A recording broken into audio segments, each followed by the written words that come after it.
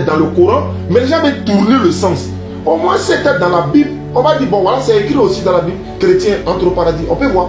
Mais ce n'est pas écrit. D'ailleurs, même dans la Bible, moi je peux prouver que dans la Bible, musulman ne rentre au paradis encore. J'ai dit bien dans la Bible, je donne un seul verset et puis on décortique. Jean 5, 24.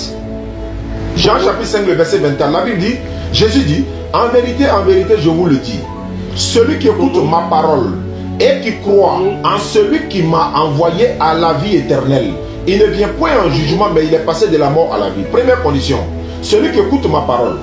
On dit bon, nous on écoute sa parole, les chrétiens écoutent sa parole, les bouddhistes écoutent sa parole, etc. Tout le monde écoute, ok. Celui qui écoute ma parole et qui croit en celui qui m'a envoyé. La deuxième condition, c'est de croire que Jésus a été envoyé par Dieu. Et nous musulmans, on croit en ça. Et ceux qui croient en ça, et de croire en celui qui m'a envoyé, il dit quoi? Cette personne-là a quoi? À la vie éternelle, qui est le paradis. Il a la vie éternelle. La condition d'avoir la vie éternelle dans ce texte-là, c'est qu'il faut croire que Jésus est un envoyé de Dieu. Est-ce que les chrétiens, à l'unanimité, croient que Jésus est un envoyé de Dieu? Non. Ils pensent qu'il est Dieu. Mais Jésus dit, c'est juste celui qui rentre ici là doit croire que Jésus-Christ là, il n'est pas Dieu, c'est un envoyé de Dieu. Et si tu crois que c'est un envoyé de Dieu, tu fais partie de ceux qui peuvent rentrer au paradis maintenant. Mais alors que ça c'était à l'époque de Jésus encore. Ça c'était à l'époque de Jésus. Parce qu'à l'époque de Jésus, c'est comme à l'époque de Noé.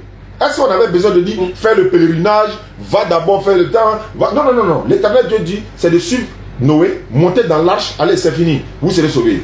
Moïse est venu, vous le suivez, voilà, vous suivez Moïse, tout ce qu'il va vous dire, de ne pas manger ça, de ne pas faire ci, ça, ça, vous êtes sauvés. À l'époque de Jésus, il a donné des critères. À l'époque de Mohammed sallallahu alayhi wa sallam, première condition d'abord, c'est de croire que Allah est le véritable Dieu créateur des cieux de la terre. Hein? Deuxième, c'est de croire en Mohammed sallallahu alayhi wa sallam, qu'il est le dernier des prophètes et envoyé à l'humanité tout entière. Et la suite maintenant, tu pratiques. Parce que la ilaha illallah Muhammad Rasulullah et tu pratiques l'islam maintenant, toi tu seras sauvé. Mais si toi tu es aujourd'hui, dans notre époque aujourd'hui, et tu crois en Jésus par le passé, tu ne peux pas être sauvé. Pourquoi? Jésus n'a été envoyé qu'aux enfants d'Israël. C'est ce que Jésus a dit aux enfants d'Israël.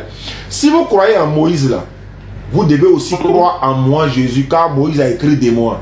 Mais pourquoi il est conditionné? Si vous croyez vraiment en Moïse, vous devez croire en moi. Mais donc les chrétiens aussi, si vous croyez vraiment en Jésus, vous devez croire à Mohammed.